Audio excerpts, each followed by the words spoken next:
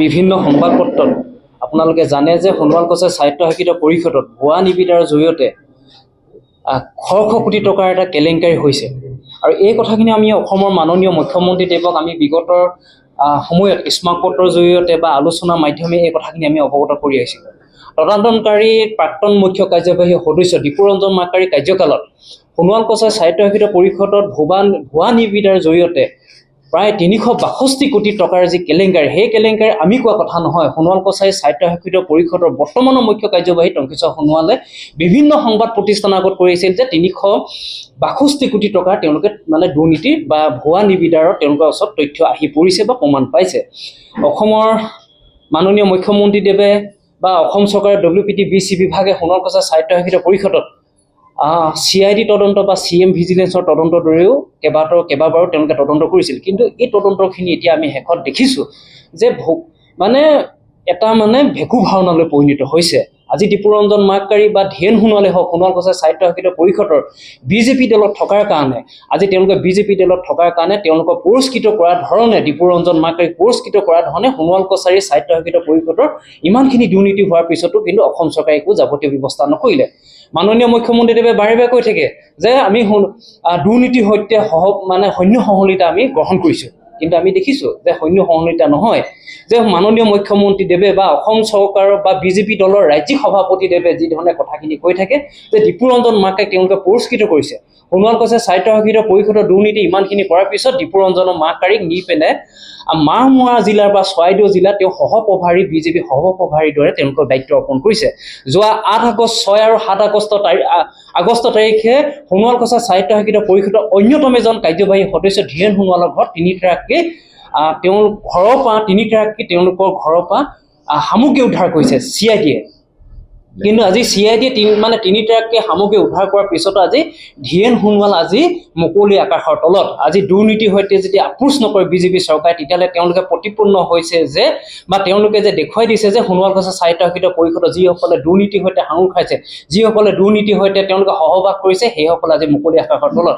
আজি যোৱা 21 আগষ্ট তাৰিখে অসমৰ WPT-BC মিনিষ্টাৰ মাননীয় ডক্টৰ অনুজ পেগু ডাঙৰীয়াই আমাক নিমন্ত্ৰণ জনাইছিল, আলোচনাত কৰিছিল যে আমি এই কথাখিনি সাদৰে উপস্থাপন কৰিছিলোঁ যে সোণোৱাল কছাৰী ছাত্ৰ সন্থা, সোণোৱাল কছাৰী যুৱ পৰিষদে আমি সাদৰে উপস্থাপন কৰিছিলোঁ যে সোণোৱাল কছাৰী সাহিত্য সাহিত্য পৰিষদৰ যিসকল দুৰ্নীতিকাৰী ব্যক্তি আছে সেইসকলক সোণোৱাল কছাৰী সাহিত্য সাহিত্য অন্তৰ্বৰ্তীকালীন সাহিত্য সাহিত্য পৰিষদত তেওঁলোকে নাম কৰ্তন কৰিবলৈ বিভাগীয় মন্ত্ৰীয়ে তেওঁলোকে আমাক প্ৰতিশ্ৰুতি যে আজিলৈকে এই বিষয়টো তেওঁলোকে নাম কৰ্তন কৰিবৰ কাৰণে বা তেওঁলোকক যে ব্যৱস্থা ল'বৰ কাৰণে এখনো মেম'ৰেণ্ডাম দিয়া নাছিল।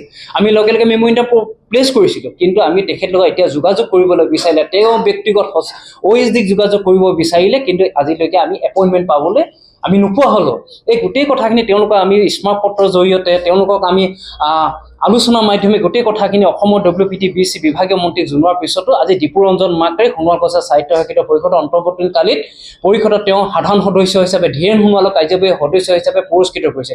এইখিনি কথাত আমি সদৌ অসম সোণোৱাল কছাৰী ছাত্ৰ সন্থাই তীব্ৰভাৱে গৰিহণা দিছোঁ আৰু অতি সোনকালে দীপুৰঞ্জন মাকাৰী ধীৰেন সোণোৱালক যদি নিৰ্বাচনৰ আগমুহূৰ্তলৈকে যদি তেওঁলোকে অপসাৰণ নকৰে, সদৌ অসম সোণোৱাল কছাৰী ছাত্ৰ সন্থাই তীব্ৰ গণতান্ত্ৰিক আন্দোলন কৰিব।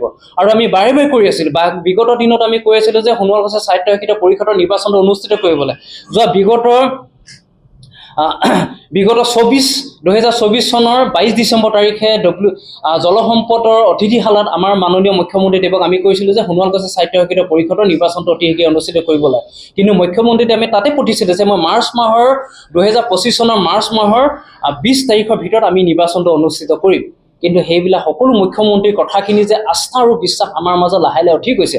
মুখ্যমন্ত্ৰীয়ে প্ৰতিশ্ৰুতি দিয়ে, কিন্তু তেওঁ কাৰ্যকৰীৰ ক্ষেত্ৰত মুখ্যমন্ত্ৰী সেই প্ৰতিশ্ৰুতিৰ পৰা ফালৰি কাটে।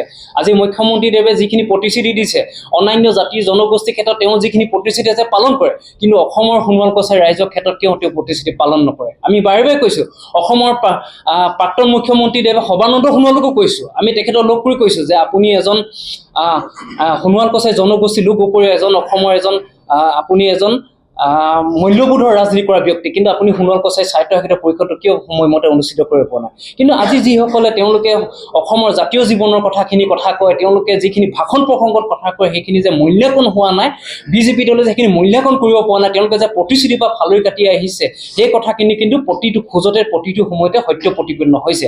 আৰু সেইকাৰণে আজি আমি আপোনালোকৰ সংবাদ মাধ্যমৰ জৰিয়তে আমি অসমৰ মাননীয় মুখ্যমন্ত্ৰীদেৱক অনুৰোধ জনাব বিচাৰিছোঁ যে আমি আপোনালোকে যদি অতি সোনকালে সোণোৱাল কছাৰী স্বায়ত্তশাসিত পৰিষদৰ নিৰ্বাচন অনুষ্ঠিত নকৰে, অতি শীঘ্ৰে যদি সোণোৱাল কছাৰী স্বায়ত্তশাসিত পৰিষদৰ দুৰ্নীতিসকলক কঠোৰ শাস্তি নিদিয়ে, কিন্তু সোণোৱাল কছাৰী ছাত্ৰ সন্থাই ক্ষান্ত নাথাকিব। সোণোৱাল কছাৰী ছাত্ৰ সন্থাই গণতান্ত্ৰিকভাৱে যিমান পৰ্যায়লৈ যাব পাৰে, গণতান্ত্ৰিক পৰ্যায় চূড়ান্তলৈকে যেন শেষৰ পৰ্যায়লৈকে আমি তীব্ৰ আন্দোলন গঢ়ি তুলিম। আৰু আমি জানুৱাৰীৰ প্ৰথম সপ্তাহৰ পৰাই আমি সদৌ অসম সোণোৱাল কছাৰী ছাত্ৰ সন্থাই ডিব্ৰুগড় আমি সোণোৱাল কছাৰী স্বায়ত্তশাসিত পৰিষদৰ মুখ্য কাৰ্যালয় আমি উত্তপ্ত কৰি তুলিম। যেতিয়ালৈকে আমাৰ দাবী মানি নল'ব, তেতিয়ালৈকে আমাৰ আন্দোলন চলি থাকিব। আজি এই কথাখিনি আপোনালোকৰ সংবাদ মাধ্যমৰ জৰিয়তে আমি এই কথাখিনি অসমৰ মুখ্যমন্ত্ৰীৰ লগতে অসমৰ সোণোৱাল কছাৰী ৰাইজৰ লগতে অসমৰ বুদ্ধি মহলক আমি এই কথাখিনি আপোনালোকৰ সংবাদ মাধ্যমৰ জৰিয়তে অৱগত কৰিলোঁ।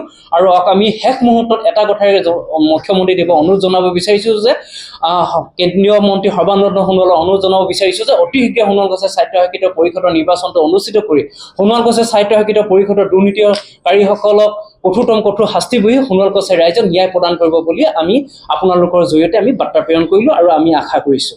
ধন্যবাদ।